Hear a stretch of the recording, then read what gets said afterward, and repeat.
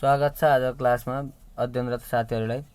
आजको क्लासमा हामीहरू क्लास 12 मा रहेको क्याश फ्लो स्टेटमेन्टको विषयमा छलफल गर्न गइरहेका छौँ।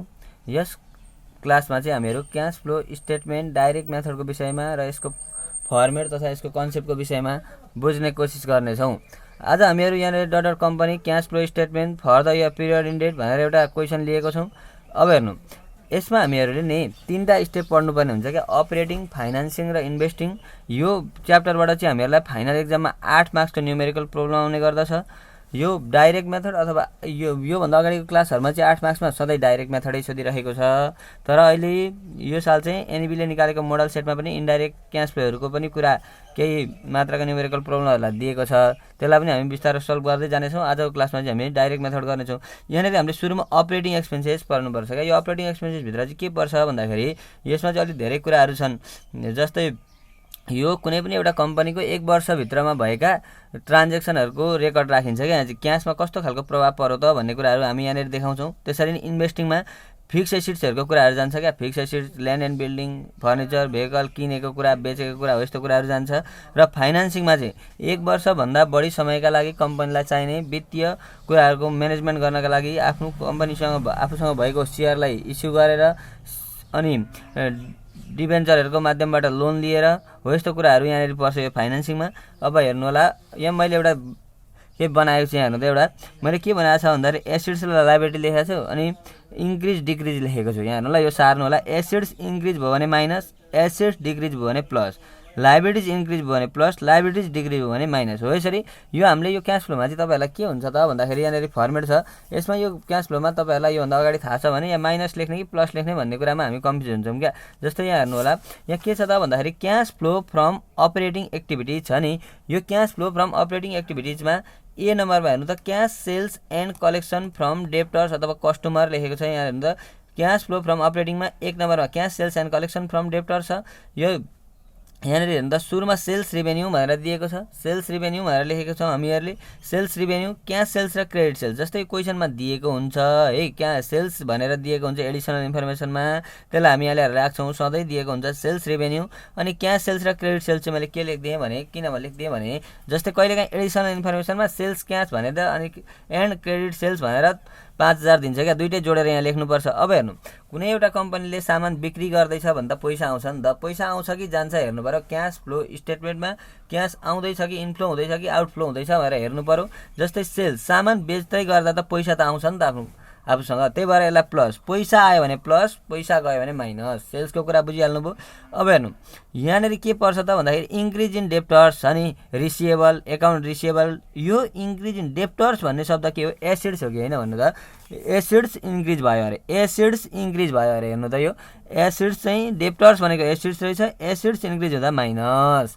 यहाँ हेर्नु त, एसेट्स इन्क्रिज हुँदा माइनस हो। अब हेर्नु, त्यसरी नै इन्क्रिज इन डेप्टर्स भनेर रिसिएबल भनेर यहाँ दिएको छ नि, यहाँनिर हामीले माइनस ल्याएको छ। अब फेरि यही कुरा, यही डेप्टर्स चाहिँ के गर्यौँ, डिक्रिज इन डेप्टर्स अथवा रिसिएबल भनेर लेख्यौँ। यो चाहिँ प्लस, किनकि यहाँ हेर्नु त एसेट्स चाहिँ इन्क्रिज भयो भने माइनस हुँदो रहेछ, एसेट्स चाहिँ डिक्रिज भयो भने प्लस हुँदो रहेछ नि त। त्यही भएर हामीले त्यहाँनिर लेख्यौँ debtors in decrease in debtors भनेर। अब हेर्नु होला, यहाँनिर ब्याड डेप्स छ नि त। यहाँनिर डेप्टर्स आउँदैछ। डेप्टर्स भनेको हामीले कसैलाई सामान बेचेका थियौँ, उठ्नुपर्ने पैसा डुबो भन्ने कुरा हो नि त। यो ब्याड डेप्स भनेको डुबेको पैसा अथवा तपाईँहरूले बुझिराखेको खराब ऋण भनेर बुझ्नुभएको होला। जस्तै यो डेप्टर्स भनेको कसैलाई हामीले सामान बेचेका थियौँ 1 लाखको, त्यो पैसा चाहिँ उठ्दैन भन्ने हामीलाई डाउट भयो क्या। ब्याड डेप्स भयो यो कुरा। अब ब्याड डेप्स रिकभर्ड भन्ने कुरा। अब हेर्नु ल, ब्याड डेप्स भनेको त एक्सपेन्सेस हो नि त। जस्तै कसैलाई हामीले सामान बेचेका थियौँ, त्यो पैसा उठ्दैन भनेर हामीले ब्याड डेप्स लेख्यौँ यहाँ। अब यो ब्याड डेप्स रिकभर, डुबेको पैसा उठो। यहाँ ब्याड डेप्स भने खर्च भयो, ब्याड डेप्स भनेको डुबेको पैसा माइनस, ब्याड डेप्स रिकभर भनेको प्लस। अब डिस्काउन्ट एलाउड, डिस्काउन्ट एलाउड छुट दिएको, यसलाई माइनस, त्यो खर्च हाम्रो लागि। अनि increase in provision for bad debts छ नि, यो प्रोभिजन फर ब्याड डेप्सलाई हामी लायबिलिटी मान्छौँ। Increase in provision for bad debts, decrease in provision for bad debts छ। Increase in provision for bad debts liability मान्दा के हुँदो रहेछ त भन्दाखेरि increase provision for bad debts liability मान्दा increase in provision for bad debts भनेको plus. यहाँ हेर्नु, increase in provision for bad debts भनेको प्लस अनि decrease in provision for bad debts भनेको माइनस।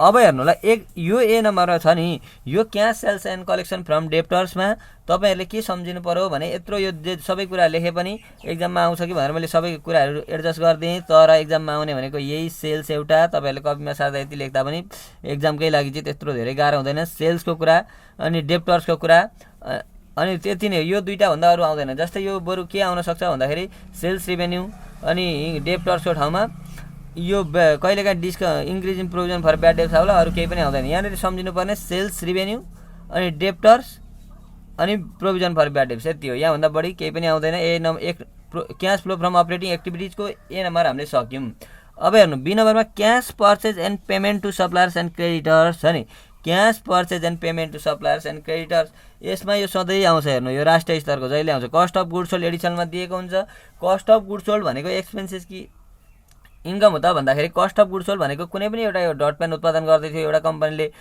डट पेन उत्पादन गर्न सुरु गरेदेखि यो बन्युन्जेलसम्मको खर्च हो नि त त्यही भएर त यो त एक्सपेन्सेस हो त्यही भएर यसलाई माइनसमा कस्ट अफ गुड्स सोल्डलाई माइनसमा अनि यहाँ क्रेडिटर्सको कुराहरू पर्छ अनि हेर्नु कि क्रेडिटर्स स्टकको कुराहरू पर्छ क्या यहाँ हेर्नु इन्क्रिज इन क्रेडिटर्स छ नि पिएबल एकाउन्ट पिएबल क्रेडिटर्स भनेको त लाइबिलिटिज हो नि त क्वेसनमा हामीलाई लाइबिलिटी साइडमा दिएको हुन्छ त्यो अथवा क्रेडिटर्स भनेको लाइबिलिटी भन्ने कुरा त तपाईहरु लगभग चिन्नु पनि हुन्छ यो भन्दा अगाडिका क्लासहरु हेर्नु भएको छ भने ती कुराहरु त बुझिदै आएका छौं हामी अब लाइबिलिटी छ नि यो के रहेछ भन्दाखेरि क्रेडिटर्स भन्ने कुरा लाइबिलिटी रहेछ यहाँनेरि के लेखे मैले इन्क्रिज इन क्रेडिटर्स भनेर लेखे इन्क्रिज इन क्रेडिटर्स भनेर लेखे इन्क्रिज इन क्रेडिटर्स भनेर लेख्दाखेरि के गरे त भन्दाखेरि लाइबिलिटीज इन्क्रिज हुँदा plus increase in decrease in creditors भनेको डिक्रिज लाइबिलिटीज डिक्रिज हुँदा के हुँदो रहेछ माइनस हुँदो रहेछ लाइबिलिटीज डिक्रिज हुँदा के हुँदो रहेछ माइनस हुँदो रहेछ यो एक्जाममा तपाईहरु बनाउनु हुन्छ होला यो रफमा बनाउने के माथि बनाउने अनि एसिड्स इन्क्रिज भने माइनस एसिड डिक्रिज भने प्लस लाइबिलिटी इन्क्रिज भने प्लस लाइबिलिटी डिक्रिज भने माइनस भनेर गर्नुभयो भने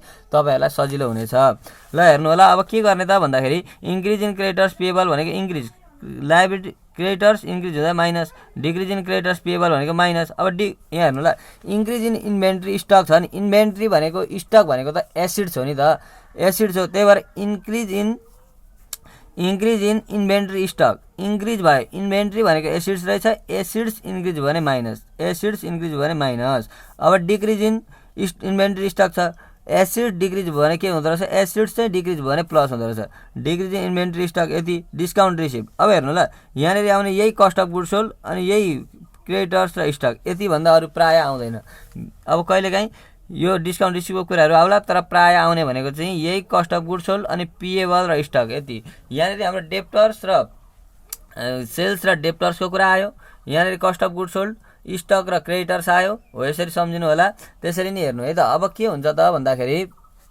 हामीहरुलाई payment to employee and other operating expenses छ नि payment to employee and other operating एक्सपेन्सेसमा सञ्चालनगत खर्चहरू पर्छ क्या जस्तै कम्पनी चलाउँदै जाँदा के खर्च हुन सक्छ त भन्ने कुरा जान्छ जस्तै अपरेटिङ एक्सपेन्सेस भनेको छ नि खर्च भयो नि जस्तै अपरेटिङ भनेको सञ्चालन गर्दै जाँदा केही कुराहरू खर्च छ भने त त्यो त माइनस हो नि त खर्च एक्सपेन्सेस अघि सेल्स हाम्रो प्लस भएको थियो एक्सपेन्सेस भइसक्दा माइनस भइहाल्यो salary paid minus rent paid minus insurance paid minus खर्च जति पैसा गयो भने माइनस पैसा आयो भने प्लस हो नि त इन्क्रिज इन आउटस्ट्यान्डिङ एक्सपेन्सेस अब हेर्नु ल आउटस्ट्यान्डिङ र प्रिपेडको कुरा यहाँ पर्छ क्या आउटस्ट्यान्डिङ भनेको त तिर्न बाँकी दायित्व हो नि त दायित्व भएको कारणले हाम्रो के हुन्छ भन्दा यसलाई लायबिलिटिज भयो यो इन्क्रिज इन आउटस्ट्यान्डिङ एक्सपेन्सेस भनेको लायबिलिटिज रहेछ लायबिलिटिज चाहिँ के हुँदै रहेछ इन्क्रिज हुँदा के हुँदै रहेछ प्लस हो कि हैन यहाँ हेर्नु त लायबिलिटिज इन्क्रिज हुँदा के हुँदो रहेछ प्लस अब डिक्रिज इन आउटस्ट्यान्डिङ एक्सपेन्सेस भनेको छ नि डिक्रिज इन आउटस्ट्यान्डिङ एक्सपेन्सेस भनेको के छ त माइनस छ कि छैन हेर्नु त यहाँ माइनस छ नि डिक्रिज इन आउटस्ट्यान्डिङ भनेपछि माइनस किनभने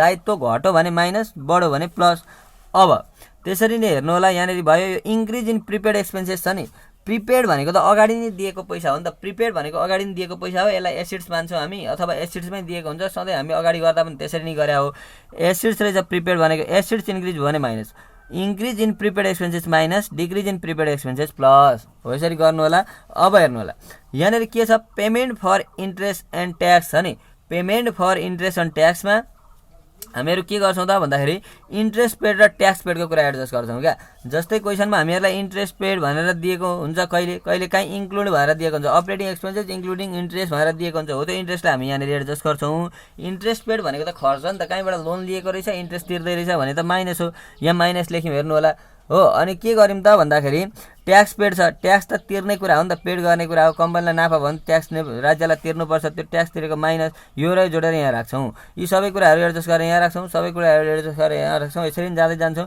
इन्ट्रेस्ट एन्ड यहाँनिर एक्जाममा आइराख्ने यहाँसम्म हो, हेर्नु अपरेटिङ सकिन आँट्यो। अब इन्ट्रेस्ट एन्ड डिभिडेन्ड रिसिप्ट छ नि, इन्ट्रेस्ट एन्ड डिभिडेन्ड रिसिप्टमा के पर्छ भन्दाखेरि इन्ट्रेस्ट रिसिप्ट पर्छ, डिभिडेन्ड रिसिप्ट पर्छ क्या। इन्ट्रेस्ट रिसिप्ट पर्छ अनि के पर्छ, डिभिडेन्ड रिसिप्ट भन्ने कुरा पर्छ। त्यसरी नै हेर्नु होला। अब के गर्ने हो त भन्दाखेरि हामीहरू के गर्छौँ त भन्दाखेरि इन्ट्रेस्ट रिसिप्ट र डिभिडेन्ड रिसिप्ट भन्ने कुरा त प्लस हो नि त, किनभने इन्कम भएको।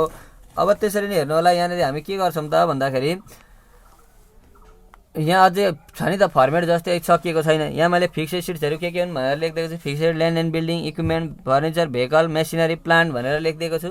यहाँ हेर्नु आफ्नो एक्स्ट्रा अर्डिनरी आइटम छ नि, यो अपरेटिङै गर्दैछौँ है। यहाँ अघि हामीले ई पुगेका थियौँ, अब एफ लेख्यौँ। एक्स्ट्रा अर्डिनरी आइटम छ नि, increase in bank overdraft, decrease in bank overdraft गऱ्यौँ भने यो ब्याङ्क ओभरड्राफ्ट भनेको चाहिँ कस्तो हो भने केही समयको लागि क्या एक्स्ट्रा। यहाँ अघि अपरेटिङमा जे कुराहरू गएका थिए त्योभन्दा एक्स्ट्रा कुरा आयो भने हामीहरू यहाँ देखाउने रहेछौँ। अब हेर्नु होला। अब के गर्ने हो त भन्दाखेरि एक्स्ट्रा अर्डिनरी आइटमको गरिसक्यौँ नि, यी सबै कुराहरू अहिले जति हामीले ABCDEF गर्दै आयौँ सबै कुराहरू जोड्दा ए आउँछ क्या। Total operating cash flow from operating activities आउँछ। यो सबै कुराहरू जोड्दाखेरि यहाँनिर आउँछ। अब हेर्नु 2 नम्बरमा cash flow from investing activities, हामीसँग 3टा एक्टिभिटिज हुन्थ्यो। अपरेटिङ एक्टिभिटिज हामीले सक्यौँ। अब इन्भेस्टिङमा लाग्यौँ हो। इन्भेस्टिङमा चाहिँ के आउँछ त भन्दाखेरि इन्भेस्टिङमा क्यास फ्लो फ्रम इन्भेस्टिङमा जस्तै यहाँ चाहिँ फिक्स एसेट्सका कुराहरू आउँछ क्या। पर्चेज भएको कुरा, सेल्स भएको कुरा। पर्चेज अफ फिक्स एसेट्स भनेको सामान किन्दाखेरि पर्चेज गर्दाखेरि पैसा के हुन्छ, जान्छ कि आउँछ भन्नु त पैसा त जान्छ, त्यही भएर minus. Sales of fixed assets, sales भनेको सामान बेच्यो भने त पैसा त आउँछ नि त, त्यही भएर प्लसमा। पर्चेज अफ इन्भेस्टमेन्ट, अब कहीँ इन्भेस्टमेन्ट गरौ, लगानी गरौ अथवा लगानी कसैले गरेको थियो त्यो पुरै किन्यो भने पर्चेज गर्दा त पैसा जान्छ नि त। इन्भेस्ट गर्दाखेरि पर्चेज गर्दाखेरि के गर्छ, पैसा जान्छ, त्यही भएर माइनस। अब सेल्स अफ इन्भेस्टमेन्ट, अब के हुन्छ त क्वेसनमा भने कहिलेकाहीँ सेल्स अफ इन्भेस्टमेन्ट भनेरै दिन्छ, नत्र कहिलेकाहीँ 2टा वर्ष दिन्छ क्या। पहिलो वर्ष र दोस्रो वर्ष दिन्छ। पहिलो वर्ष 1 लाख छ, दोस्रो वर्ष 2 लाख छ भने त्यस्तो अवस्थामा 1 लाखबाट 2 लाख बढेको भएकाले यसलाई हामी पर्चेज अफ इन्भेस्टमेन्ट भनेर लेख्छौँ। त्यो हामी न्युमेरिकल प्रब्लम सल्भ गर्दै जाँदा बुझ्नेछौँ है। पर्चेज अफ इन्भेस्टमेन्ट भनेर आयो भने माइनस, सेल्स अफ इन्भेस्टमेन्ट भनेर आयो भने प्लस। यति बुझ्दै गर्नु। यहाँ हेर्नु त यति पिच्चु छ क्या यो। 2 नम्बरमा क्यास फ्लो फ्रम अपरेटिङ सक्यो। यति सबै जोडेर यहाँ राख्छौँ अनि यसलाई B नम्बर दिन्छौँ। अब हेर्नु, अब यहाँ हेर्नु लास्ट एन्ड फाइनल हाम्रो के छ अर्को भन्दाखेरि फाइनेन्सिङ हो कि होइन। फाइनेन्सिङ एक्टिभिटिजमा चाहिँ के भयो, क्यास फ्लो फ्रम फाइनेन्सिङ एक्टिभिटिजमा सेयर, डिबेन्चर, लोनका कुराहरू पर्छ। यहाँ इस्यु अफ डिबेन्चर। अब हेर्नु इस्यु अफ सेयर भनेको छ नि प्लसमा। कसरी भन्दाखेरि कुनै पनि एउटा कम्पनीले आफ्नो सेयर चाहिँ इस्यु गरेर सर्वसाधारणलाई बेच्यो भने पैसा इन्कम गर्छ भन्ने कुरामा यसलाई प्लस लेख्या हो। अथवा जस्तै सेयर क्यापिटल भनेको त लाइबिलिटिज हो। लाइबिलिटिज जस्तै इस्यु भनेको बढेको हुन्छ क्या। जस्तै 1 लाखबाट 2 लाख पुगेको हुन्छ, बढ्यो नि त। बढ्यो भने के हुँदो रहेछ, लाइबिलिटिज बढ्यो भने प्लस हुँदो रहेछ हो। यसरी बुझ्दा पनि हुन्छ। अब हेर्नु रिपेमेन्ट अफ डिबेन्चर छ नि, जस्तै डिबेन्चर भन्ने कुरा प्रायः क्वेसनमा घटेकै दिन्छ। हेर्नु घट हो।